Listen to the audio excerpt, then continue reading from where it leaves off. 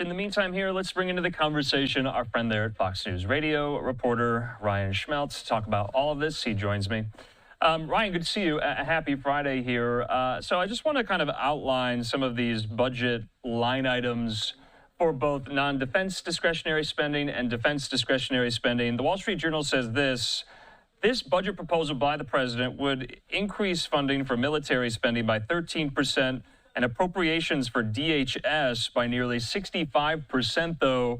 But some Republicans, like Senator Roger Wicker of Mississippi, Senator Mitch McConnell of Kentucky, they don't think that goes far enough, do they? No, they don't, Andrew. And what's very fascinating here is that you have the House Freedom Caucus and some other conservative members who are very much in favor of what they see so far out of this skinny budget.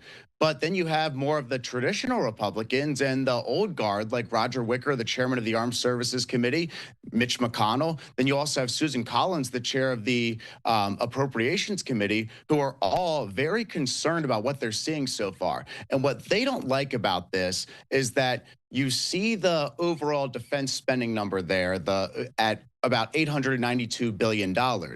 The idea that the Trump administration is pushing is that they're going to then use the $150 billion from the One Big Beautiful Bill and then combine that together to get to that $1 trillion top line defense spending number, whereas they would rather see that $1 trillion defense budget be in total for the entire budget, because they feel that the money is needed right now out of that $150 billion, not later when you get into fiscal year 2026.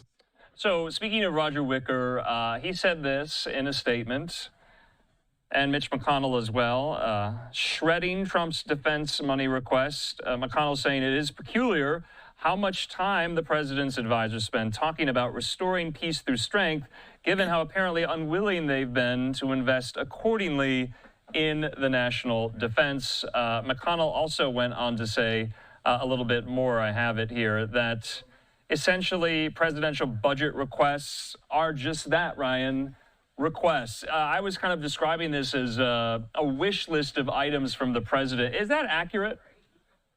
Pretty much, yes, because the reality is that the president can propose a budget, but the reality is in order to get government spending into law, they're going to need 60 votes in the Senate. And last time I checked, there's only 53 Republicans in the Senate, so they're going to need to compromise with Democrats in some form of fashion to get what President Trump wants, or at least to get some type of budget signed into law. So this is just the beginning of a very long process that could get drawn out all the way until September, maybe even after that, if they're not able to get something into agreement before then. So, Ryan, help us make sense of this, because you have this proposal put out today, and then you have the kind of the dual track process playing out on Capitol Hill with the Senate and House Republicans in the reconciliation process for this big, beautiful bill. How are they related? How are they linked? Are they essentially the same, or does the president's priorities, do lawmakers try to fit them and squeeze them into what is eventually agreed upon in this reconciliation bill? How does it all work procedurally?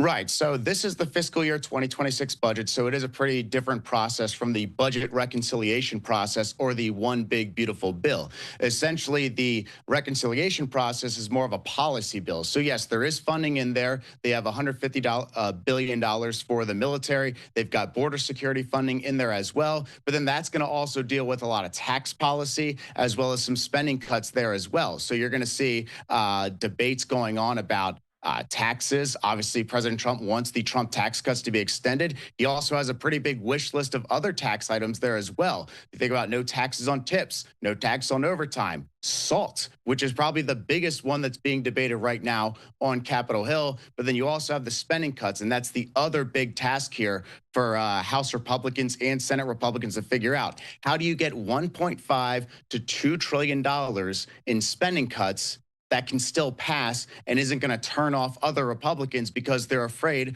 of possible Medicaid cuts to the people who are most vulnerable? And one of the other kind of key contentions and sticking points is, how do you get all those spending cuts if you're going to include all of these tax cutting measures of which you just alluded to here? So what are some more of these sticking points? Who are the holdouts? And what's the timeline here? I keep seeing this get extended well into the summer. Yeah, the idea on the House side right now, the goal that Speaker Johnson has is to get this passed by Memorial Day weekend.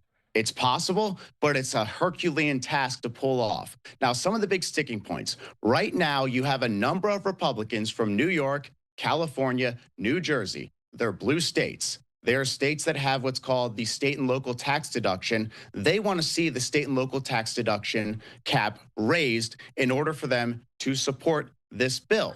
Now, red state Republicans aren't the biggest fan of SALT because it mostly benefits blue states.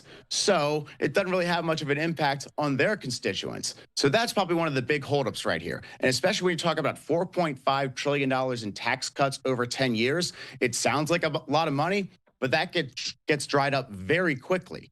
So then you also have the spending cut component here too, where you have moderate Republicans who are saying, we're not going to vote for anything unless you can guarantee us that it's not going to impact the most vulnerable people. But it's also a challenge, too, because you have conservative Republicans who say, well, if we don't get to at least $1.5 trillion or $2 trillion in spending cuts, we're not going to vote for this either. So right now they're having this discussion about Medicaid.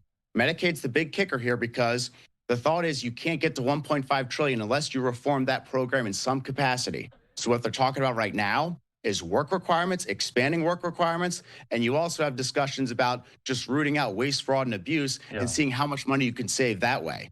Yeah, we were just showing our viewers this town hall in Queens, New York with AOC, and she was discussing, it was one of the line items in her presentation, potential cuts to Medicaid. This is what Speaker Johnson is saying about the budget proposal. He says President Trump's proposed budget is a bold blueprint that reflects the values of hardworking Americans and the commitment to American strength and prosperity. Our country cannot continue to bear the hard consequences of years of runaway spending under Democratic leadership, and this budget makes clear that fiscal discipline is non-negotiable. President Trump's plan ensures every federal taxpayer dollar spent is used to serve the American people, not a bloated bureaucracy or partisan pet projects.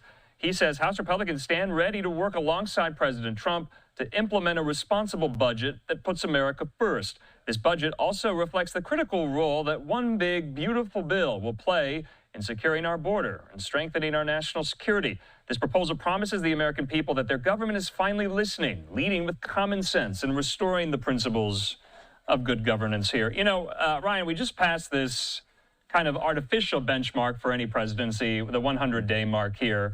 And I was just kind of curious to get your thoughts. This has not been a very active or productive Congress. Obviously, it's controlled by Republicans, both the House and the Senate. President Trump has only signed one bill into law, the Lake and Riley Act. I mean, what do you make of that? What are people on the Hill saying about that, this kind of lack of production? I know we're only 100 days in, but something to note, right? It's something to note. They've only passed about 5 bills, which is less than a good portion of presidents, including President Trump's first term in office. I think what stands out is that you're kind of realizing how hard it is to get cabinet nominees confirmed and how much floor time gets eaten up by cabinet nominees when the opposing party is going to use delay tactics. So there have been times they've had to wait upwards of 30 hours in the 30 hours in the Senate just to get one of President Trump's cabinet nominees confirmed. So that's probably one of the factors. And of course, the slim House majority and the slim Senate majority are just really hard to work with right now. All it takes in any situation is just a couple of Republicans say, no, we don't like that bill, and therefore the bill's not going to get passed. So it is a very unique challenge that House Speaker Mike Johnson has right now in trying to pass any piece of legislation. And I think one thing that stands out, you know, they've done the one big beautiful bill thing before. When they did it last time, they had well over a dozen Republicans vote no, and it still passed. Now, they can only afford to lose 3, and it will fail. So this is a very hard task that Speaker Johnson has ahead of him. All right, Ryan, lastly, before I let you go, there's a lot happening on Capitol Hill. You know that. You cover it every day. You mentioned cabinet nominations. We just got one, and it's Mike Waltz, who left his seat in Congress to serve as Trump's national security advisor. He lasted 101 days. He's now being tapped to be the next U.S. ambassador to the United Nations here. This is a Senate-confirmed position. Is he going to get confirmed, Ryan? I mean, obviously, we don't know when those hearings will take place, but will he be confirmed? I saw on Twitter you spoke to a GOP source I didn't think so. Who was that?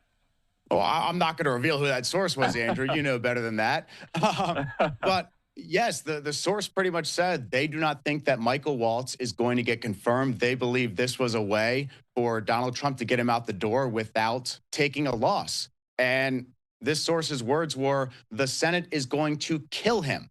Now, this is not how everybody feels. I think the broad majority of people on Capitol Hill, at least in Republican circles, think that Michael Waltz will eventually get confirmed. But a lot of that is really going to come down to how he handles these confirmation hearings and how he handles questions about the signal controversy. Because you have Democrats who've been wanting Michael Waltz to come and testify before the Senate about this ever since the news broke about it. Well, they're going to get their chance now because he's the UN ambassador nominee and he's bound to have a Senate confirmation hearing at some point. Yeah. Ryan, what about Elise Stefanik in all this? This has become a very interesting story, a very tough story for those who are close to her. You know, she was considered someone who was going to cruise to the nomination. She had staff that had already moved to New York. They were getting ready to start their new jobs. All that had to happen was for Leader Thune to bring her nomination to the floor. Yeah. But they kept her in the House and they delayed the nomination because they needed her vote in the House. So eventually, President Trump withdraws the nomination. She's back in the House. She's given up her leadership position. So therefore, they establish a new position for her to have, but it's unclear what her position in the hierarchy of House Republicans is.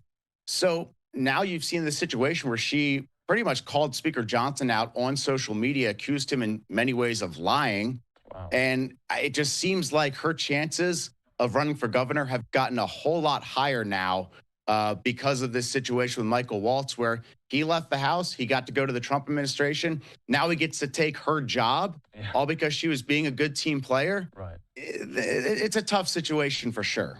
Has she said anything about what happened yesterday with Waltz and Rubio and all that?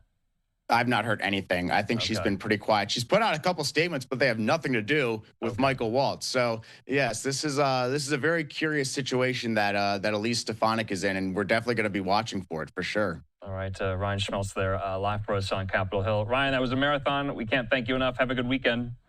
Hey, thank you, Andrew. See ya.